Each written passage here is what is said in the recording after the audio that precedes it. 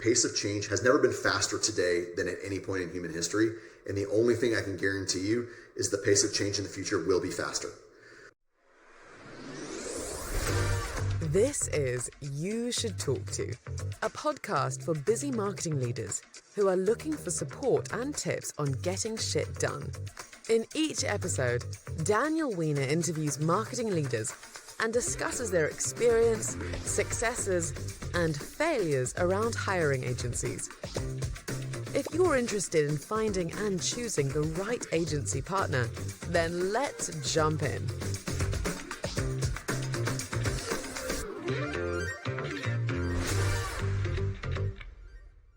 Hello and welcome to another episode of the You Should Talk To podcast. I am Daniel Wiener, your host, your sponsor, your everything. You Should Talk To pairs brands and marketers for free with vetted agencies because finding great agencies is a pain in the ass. Super excited to be joined today by, I would say, a local Atlanta legend, a little bit of a legend outside of Atlanta as well, but very well-known marketer in Atlanta, Jeff Jenkins. Thank you for joining. How are you?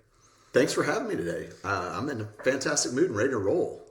Love it. This is great. We'll dive right into my favorite question. What is the most unpopular opinion you have in the marketing sphere these days? Coming in hot here, Daniel, to start us off with. I think my most unpopular take is that everyone's faking it. Everyone in the marketing community, I think, suffers from a little bit of the imposter syndrome. I think everyone, is really, the world is changing faster than it ever has. And so I think everyone wants to feel like they're on top of it all, and they're understanding all the change that's happening with AI, with new technology, but no one person can keep up with everything. And so I think it is a constant, a little bit of, hey, I've got to sort of fake it till I make it, right? At all levels, from being a manager all the way up to the C-suite, people are having to sort of act like they know everything, because that's what's expected from boards, from leadership, is for everyone to be on top of everything. And it's great because it makes you constantly learning and curious, but it's also, I think, sometimes gives the broader community a false sense of we know everything that's going on. I think you look up to leaders, and there's people I look up with, and I'll talk to them behind the scenes, and they'll say, I don't know I don't know what I'm doing on this topic. But their job is to lead and show leadership, right? And same thing with me. There's not everything that I don't know everything. My job is to find great people to work with me and work for me and work across the aisle in different functions that can make us all better as a company. But I think, no one knows what it all, but you have to have the humility to understand and admit you don't know it all. But I think as a community, there's a lot of pressure to know it all. Yeah, I would say I talk about this frequently on this podcast and beyond. The CMO role is insane these days. I mean, it's 57 different jobs, and you are expected to know them all. And I feel for the plight of the CMO, and I feel like it reflects a lot back to leadership of understanding that it's really difficult for one person to have expert level understanding of literally every single thing, but they're hiring people for the ability to hire other great people, to your point, and build out a great team of experts. Yeah. I see it on the agency side too, just because you mentioned AI, of so many agencies saying, we're AI experts. I'm like, is anybody an AI expert? Is anyone? Like, can you say that today? So we can talk more about that in a bit. I want to hear a bit about your career journey up until this point. You've had lots of food experience. We've got retail, Taco Bell, KFC, CKE, Whole Foods. We've got NASA, which is, I think, a huge flex, just to say, hey, I worked for NASA, and then everybody, I presume, asks if you're an astronaut, and you just wrapped up a 6-year stint over at Carter. So I'd love to hear a little bit about the journey that got you here, and then my biggest question about all of it, what have you seen in terms of like consumer behavior and how it evolves over the entirety of your career so far? Yeah, no, it's a great question. So yeah, my career, my whole thing has always been, I want to move to a bunch of different industries and never be sort of pigeonholed into one industry. I think marketing is marketing as you move across the industries. It's all about understanding consumer behavior and applying your understanding of consumer behavior to whatever category you're in. My first job out of college was as a very minor role, but I went to work at MTV in the entertainment industry. And I got to work under the original creative director of MTV. I invented the I Want My MTV, invented the Moon Man, all the things. And it just gave me an insight of, I always want to be a challenger brand. I always want to be someone who's innovating and pushing forward and being relevant to culture. And that sort of was instilled in me very early. To your point, I did work for NASA. I always say, and caveat it with it, I was the dumbest person there. Still a flex. Being the dumbest person at NASA is still. But it is, I've never been around a collection of smarter people in my entire life. I find myself very lucky. I worked for the Jet Propulsion Laboratory, which is NASA's facility that is over unmanned robotic exploration of space. It's a mouthful, but you get used to saying it. And it's the facility that gave us the Mars rovers, the little rovers that drove around on Mars and learned about that, all of the satellites at Jupiter and some of the moons.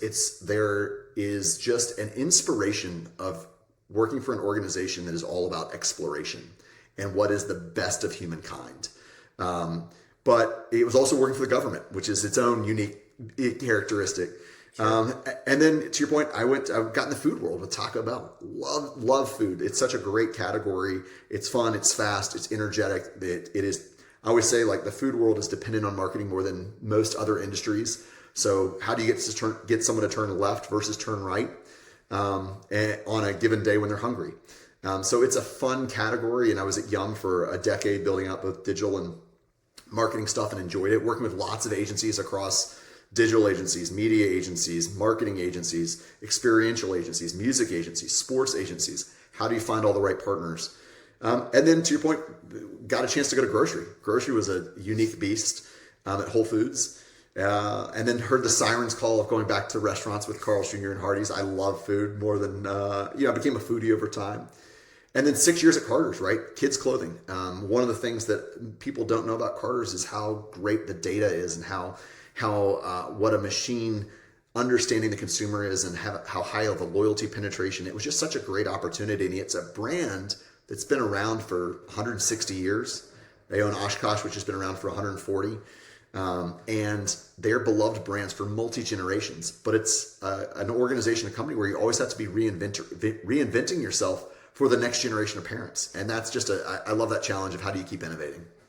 Yeah, I'm interested around the consumer stuff because I always, especially in food and retail, pre-COVID, post-COVID, what did you see? What do you see now in terms of how people shop and how people, eat and consume food and third-party delivery and all of that sort of stuff? But, I'll just lump it in with retail in general, with Carter's and online especially. What I would say is the biggest change for me is the pace of change. One of the things I can say is that the pace of change has never been faster today than at any point in human history. And the only thing I can guarantee you is the pace of change in the future will be faster. And so if you think about, for, let's call it, 50 years, TV and consumer marketing through the television was the way to reach consumers. And the biggest innovation was TV. Then you got to the, whatever it would be, late 90s, early 2000s, the internet boom. Consumers' behavior shifted to online. And how does that change consumer behavior? Well, then if you think since 2000, you've had the internet boom. You've had the social media boom.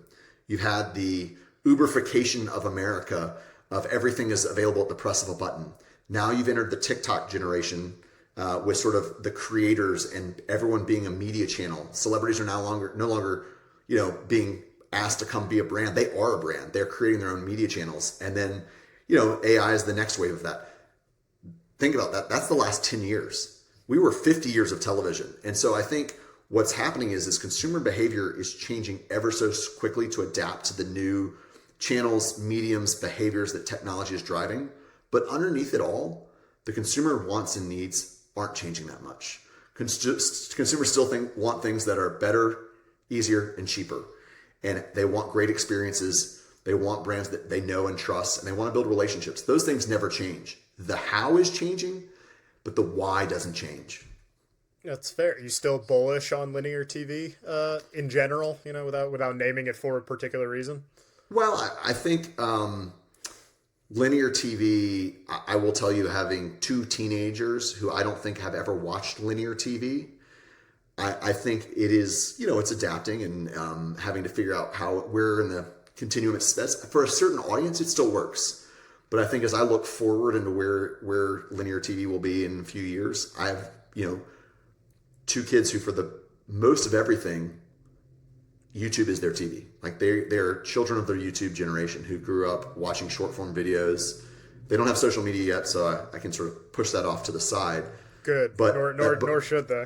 But look, they're short form videos. Like they are interested in very niche topics that they go deep in. They're not watching.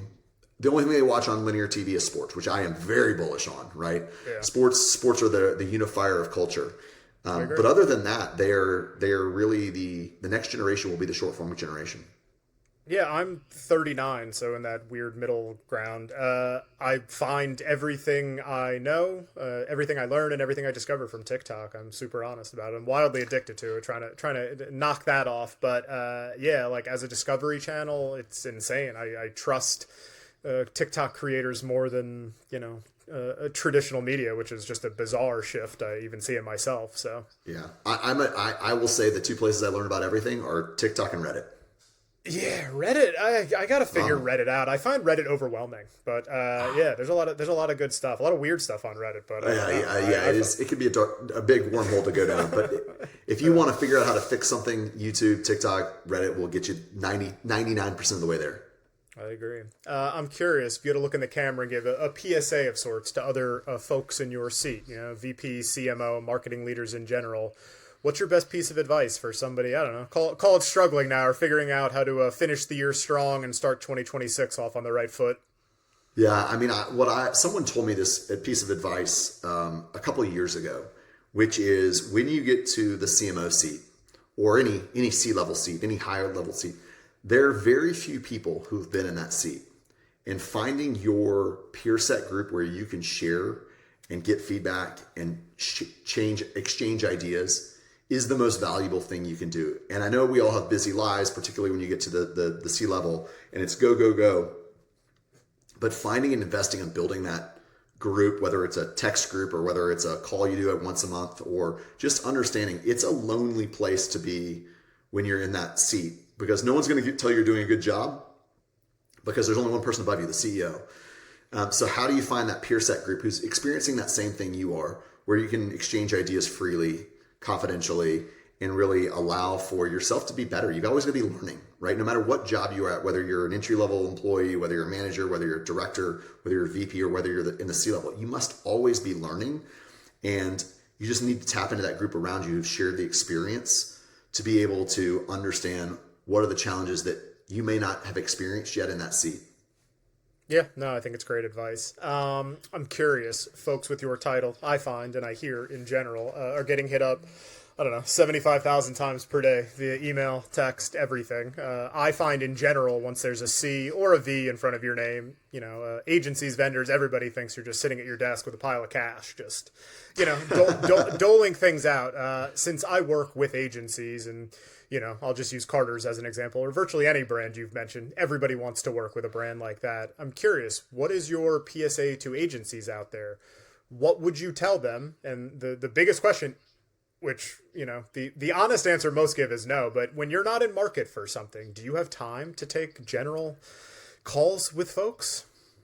It is a tough one. I was someone that used to work for me, Jenna Bromberg is now the CMO over at Papa John's, and as she was going to that job and we were doing a sort of goodbye lunch, I said, enjoy the first 3 months of the job because no one will have your email address yet on their systems that are out there where everyone, finds contact information.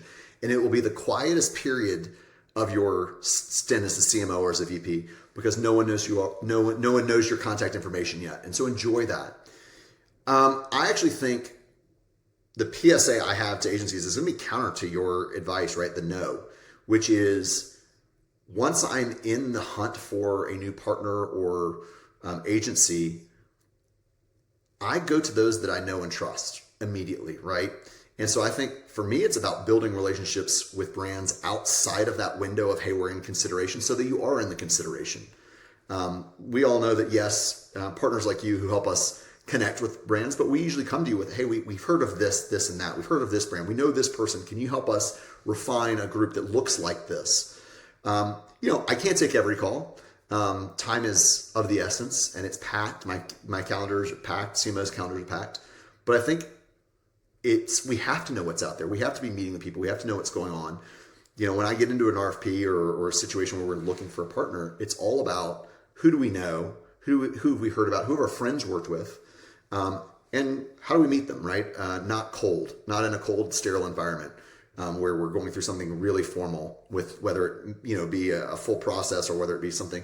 It's about those relationships, and I think whether it's looking for your next job or whether it's looking for an agency, if you're not always building your network of great talent. Same thing with hiring. If I'm hiring someone, I want to know 10 great people when a job opens up that I can think of to give the recruiter or give them, say, these are the types of people I want. These are the types of agencies I want to meet.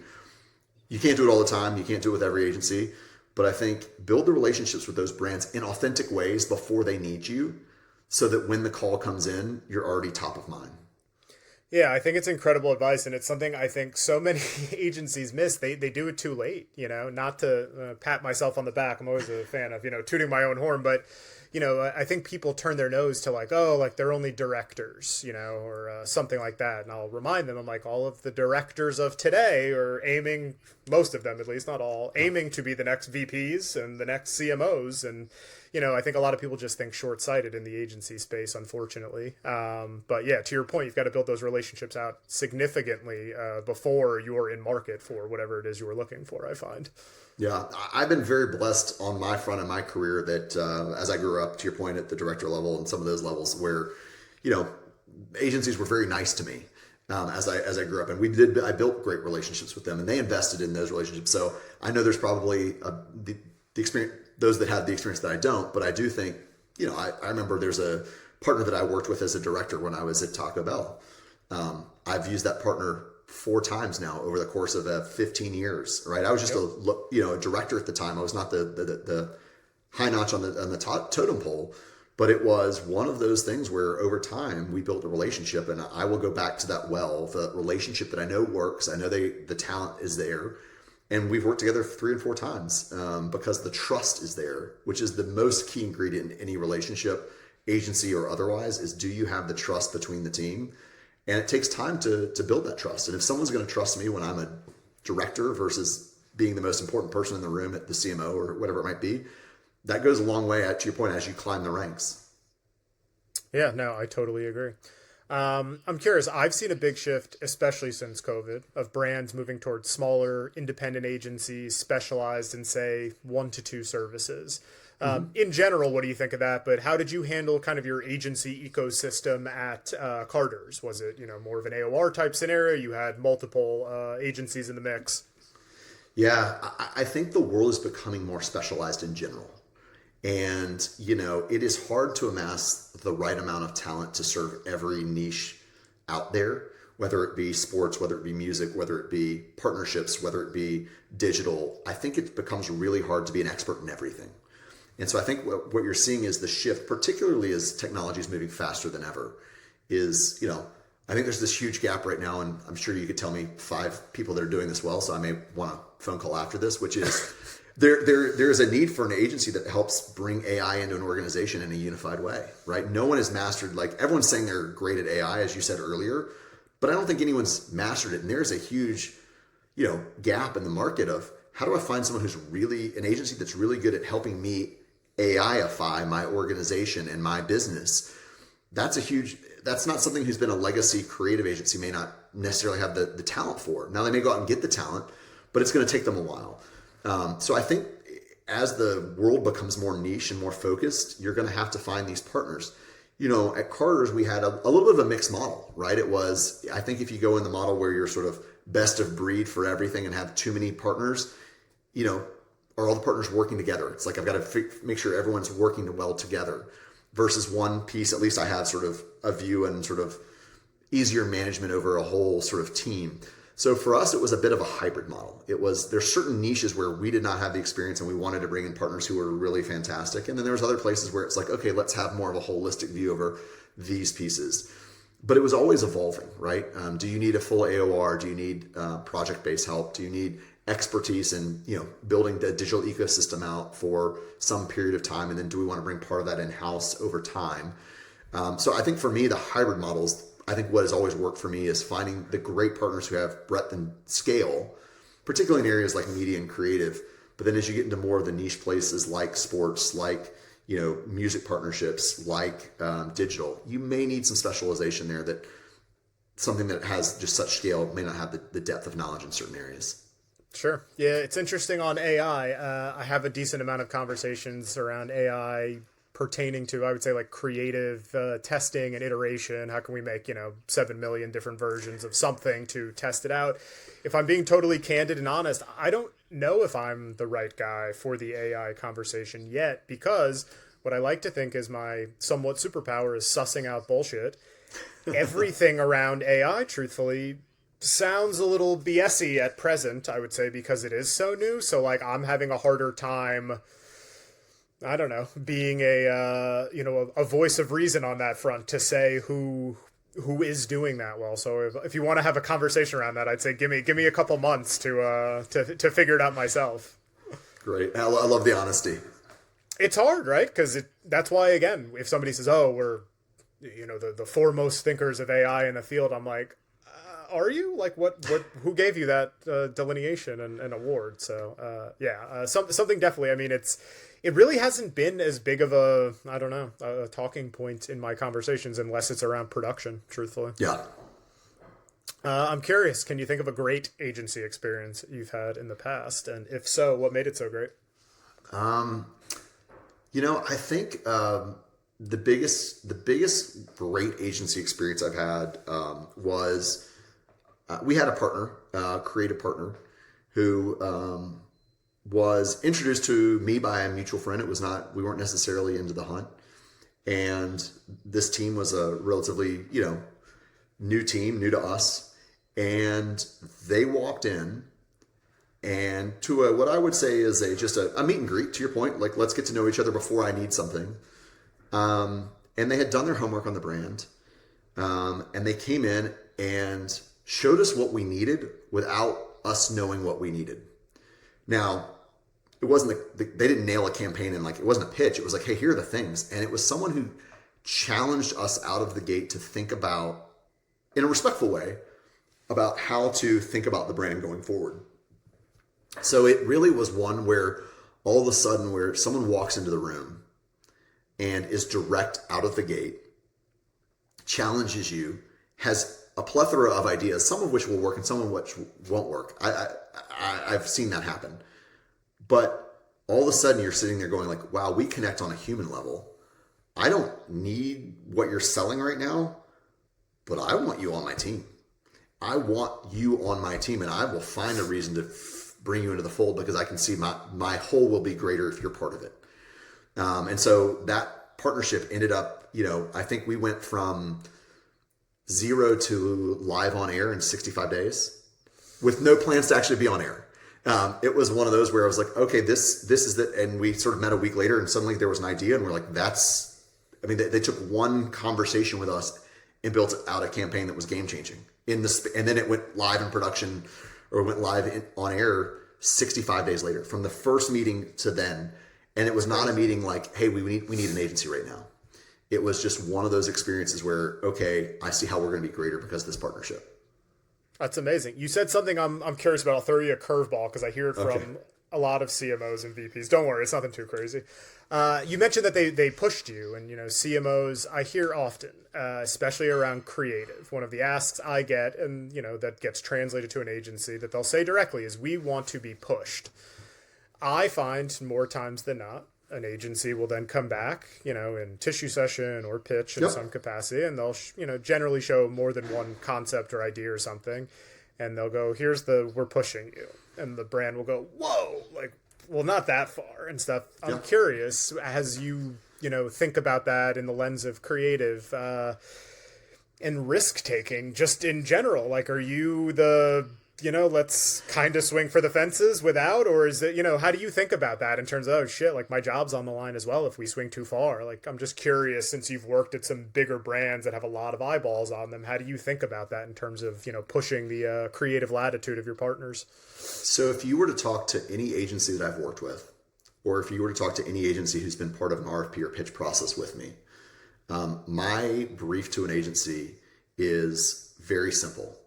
I want you to scare the crap out of me. And I want you to do it in one of two ways.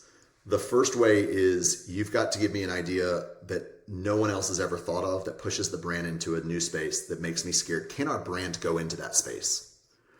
The second way you can scare the crap out of me is give me an idea so good that if we don't do it right now, someone else is going to come up with an analog for their category and do it before we do it. And we all know first mover advantage in creative, in brand. So those are the ways I think about it.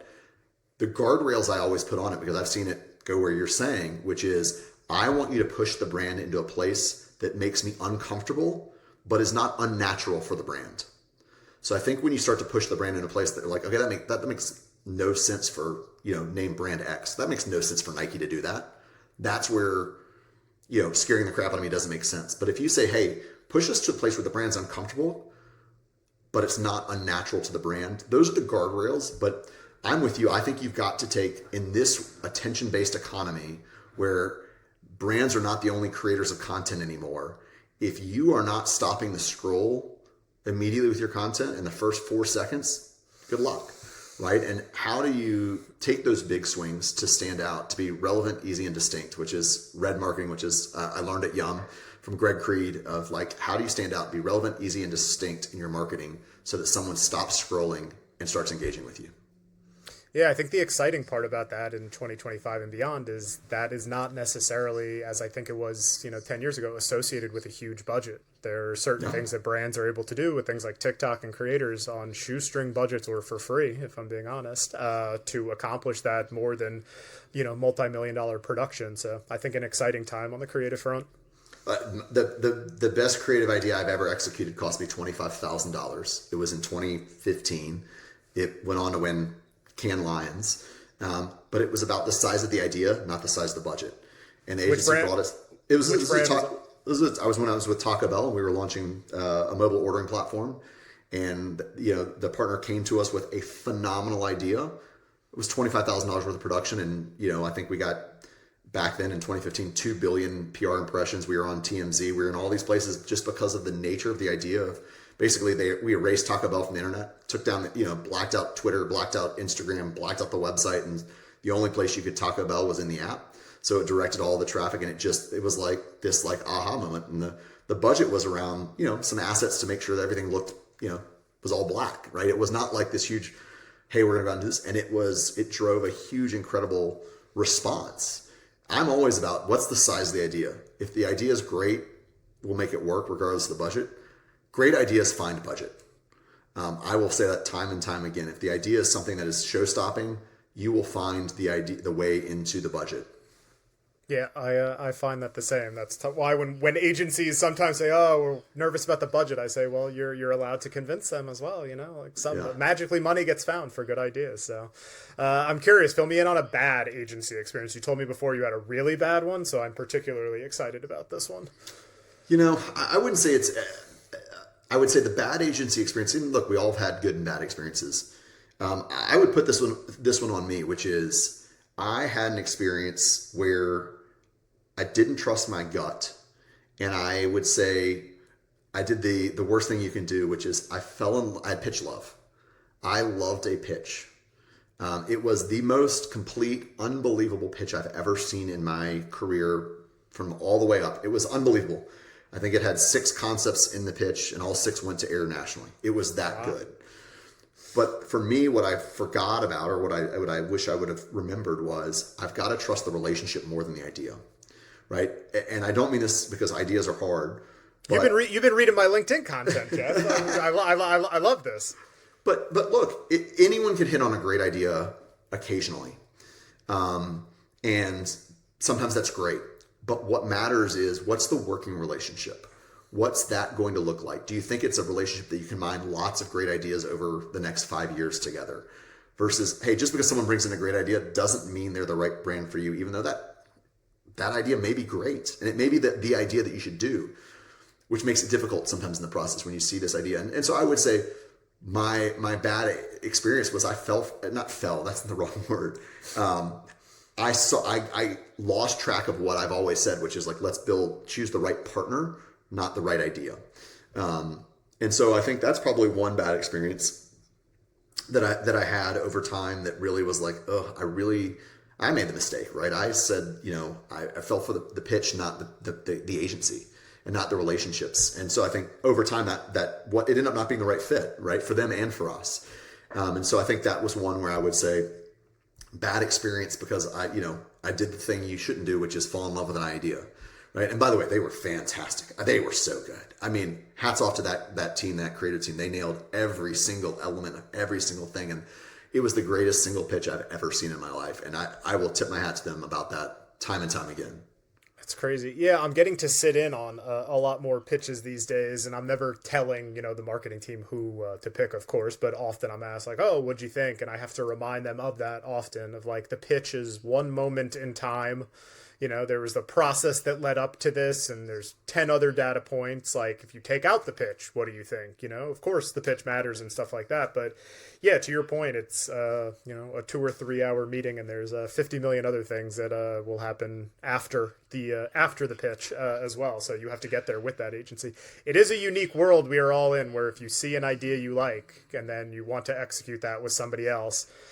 Do you have an opinion of that? That's a very tumultuous debate on LinkedIn these days. Oh, it is tricky, right? And I think that's the hardest piece is when you see great work in a process and it might not be the right partner. And I think you have to find your way of either, I'm not generally someone who, if we're going to do a pitch, you're paying them to do the pitch and do the work, because I don't want that for me is a no-go of like ask people to do work for free. It's not how we need to operate. For me, a lot of that process, I've gone away from like more of the traditional pitches over time, like where it's like, oh, let's bring in 6 people and have them do the full dog and pony show. For me, particularly after I learned from that bad experience, it's like, for me, I want the chemistry session. I don't necessarily, I want to know that you have the creative talent to get it done. But for me, it's about I focus more on the chemistry sessions, on that relationship building, spending time, going to dinner, breaking bread, all those things with partners. And then seeing what they have in the work, because ultimately we all know it is about the talent, it's about the people. And so who do you know? What are the references? Can we work with those folks?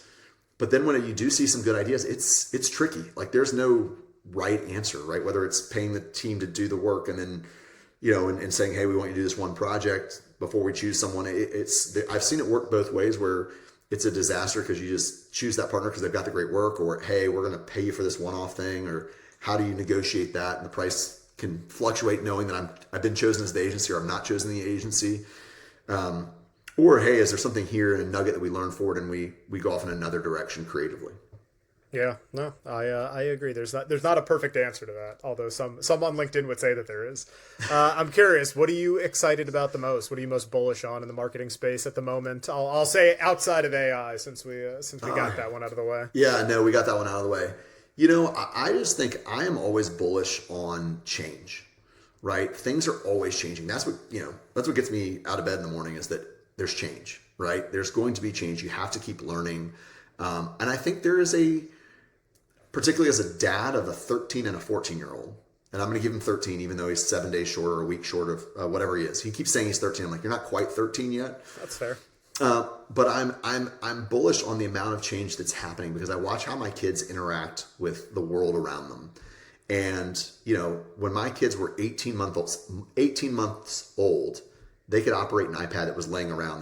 They knew how to swipe. Like the intuition around kids and how to interact with technology is something I'm always looking at my kids. What are you doing? How you're interacting? And, they're always 3 steps ahead of the brands, the agencies, the partners, because they're always they watch the creators, they watch all these. So how do you keep up? And so I get excited about the amount of change. Like that's what gets me really excited about the amount of change and the openness of brands and companies and agencies to change quickly, to pivot, right? I think for so many years, it was like, here's our plan, here's our brand plan, we're going to run this for the year. Now it's like, hey, we know that the consumer is changing so quickly. How do we keep up? And so I think for me, the amount of change and the quick pace of change and the openness of brands and companies to react to it is wild. I mean, there's decisions that are being made really quickly now that would have taken a legal team and all these teams. But, I remember when I was first coming up and social was a big thing, right? And everyone wanted to run every tweet through the legal team. Well, we all know that social works way too fast to go through a 13-day, review through all the marketing team, then go to the legal team. And so I think that pace of change is now seconds, right? If you are, Oreo and it's the whatever it is you can't dunk in the dark when the Super Bowl lights go out. That didn't go through, they had a great process in place. They were ready for that amount of change. And so I think that amount of change is what gets me excited, because that means no day's the same. And that's where people get the energy from, or at least I do. And build out a team you trust to make those tweets on behalf of your ginormous brand. I would say it's funny. The last question I asked before going into a couple fun ones is what stresses you out about marketing. And generally, when I ask that question, everybody answers what you just said makes you excited. The amount of rapid change going on, and just the amount of stuff they have to figure out collectively. So I'm curious, since that excites you, what stresses you out? What stresses me out is all the change is great, but what it presents is the competition for a consumer's attention has never been more competitive, right? So it used to be that, oh yeah, I'm competing against other brands in my category for attention, right? I'm in the food category. I'm at Taco Bell. I've got to compete against McDonald's and Burger King and Popeyes and Chick-fil-A for attention. Now you're competing against attention from TikTok, and you're competing against attention from, Mr. Beast, right? There is this always on, how do I capture someone's attention and stay top of mind? And while that's part of the change, it is something particularly for brands where you're asking someone to turn left or right into a restaurant or into a retailer, you've got to be top of mind. And that is a relentless chore. And so I think the thing that keeps me up is, how do you stay top of mind and relevant? But also, how do you not burn your team and your brand out doing it? Because you can always be on, right? It's always on. Like it doesn't stop. It's not like TV's on from, whatever it was, prime time from 7 to 10 o'clock at night. It's 24 hours a day. And so how do you manage and build a team that is able to respond without putting that team in a place where they're exhausted and they don't want that? So I think that sort of the people tension is what keeps me up at night, is how do we stay relevant? How do we create content at the speed of culture, but how do we keep that team in a great place where they're inspired, they're not burnt out, and they're really enjoying what they're doing? I interviewed Angela Johnson, CIO at Edible, last week, and she had a quote that I 1,000,000% agree with, but I don't hear often because people like to not tell the truth as much. And she said, B+ creative with speed. With lightning speed at scale over A+ creative was, something she would take all day, every day. So speed is the biggest thing I hear every day from everybody. Yeah, the world's moving so fast, you got to keep up. I don't disagree with speed is a competitive advantage in today's game.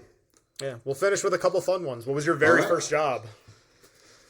I would say I'll give you two, right? Because I started my own. I was a tennis player growing up, a fairly decent one. And I started my own racket stringing business at like 13. Okay. Jeff Stringing Business, very original name. Clearly the future marketer. I was going to say a brand builder from the beginning. So that was my first, informal job. My first ever job. I worked retail. I worked when I was 15, 16 at Britches. Not sure if you're familiar with Britches. It was sort of a precursor to the Abercrombie and Fitch sort of flannel and corduroy sort of. You weren't shirtless outside of a mall now? No, we're not. No. I was worked the floor and folded clothes and sold clothes, but it was sort of like a preppy inspired sort of outdoorsy, sort of Eddie Bauer-esque retailer. And I worked there during high school, during summers, and during winter breaks as seasonal help. And it's funny because now here I am back in retail selling tiny pants on the internet at Carter's for 6 years. I love it. What would your final meal be? I would say sushi. I did not discover, I grew up in the middle of America in Tennessee and Nashville, did not know what sushi was, never grew up in it. My parents are from the Midwest. They're not sushi people. They're meat and potatoes people. And when I was, 23, I was an actor for a hot second. And so I did this play that went to Broadway 600 times over a 3-year period. And one of those stops was in San Francisco, in which one of my castmates introduced me to sushi. And I was like, this is weird. I don't want to go at it. And he was like, just trust me and you'll eat what I put in front of you. And it was at a place called Blowfish Sushi to Die For in San Francisco. Okay. It was the most delicious meal I've ever had. And so I became a sushi fanatic from then on, even though I grew up landlocked in Tennessee and with parents who weren't sushi fans. Where do you eat sushi in Atlanta? What's your spot? I love Umi. My daughter is a sushi fanatic even more so than I am. I would say 8 Sushi is another place we frequent. We've got a little place called Yoi Yoi around the corner that's just a simple, easy, local thing. Have you tried Mujo yet? I was about to say Mujo is on the list. I have not tried Mujo, but it is on the hit list. There's actually a sort of emerging sushi scene here that's really good. I would agree. I'm a Mujo enthusiast. I think it's worth the hype, in my opinion. All right. I highly recommend giving it a whirl for an insanely priced sushi meal at some point. But my final question to you, who's somebody who inspires you personally, professionally, or both? I would say 2 people. One is a gentleman by the name of Greg Creed. Greg was the CMO of Taco Bell when I joined, became the CEO of Taco Bell, and eventually became the CEO and chairman of Yum Brands, KFC, Taco Bell, and Pizza Hut. He was someone who taught me what it means to be a leader, and do it the right way. Do it with inspiring others. And his mantra was, we're going to judge you 50% on your ability to deliver results and the other 50% on your coaching tree. And if you were to look at his coaching tree, it is astounding the number of leaders that came out of Yum underneath him, and David Novak, his predecessor as well. They just set a culture that I aspire to set everywhere I go, where you have fun, you work hard, you get results, and people can grow their careers. And that's someone who, and he's done it by being also a great dad, a great husband, and living a full life. The other person would be my dad, right? He's still to this day my hero, and set the tone of how to do things correctly. He was someone who, worked in academics and, wasn't in the business world, but was all about doing things the right way. And he's sort of instilled in me the sort of ethical approach to business and life, and worked hard. He came from nowhere, Indiana, a town of maybe 2,000 people back in the 1940s and 50s. It's now maybe a town of 200 people. And he worked his way to getting his PhD and doing really well in life. And he sort of taught me about what hard work looks like. And if you work hard enough and you treat everyone nice and well, it works out for you in the end. So those are the 2 that really set the tone for me. Still coaching your kids' baseball team? Unfortunately, or fortunately for him, probably, he has progressed to a point in which he has real coaches who actually played baseball. Okay. No longer the dad coach. So I'm coaching a fun basketball league with him, which is fun. Him and a bunch of friends. There's little coaching when they're 13. I just more have a blast with them and let them go do their own thing.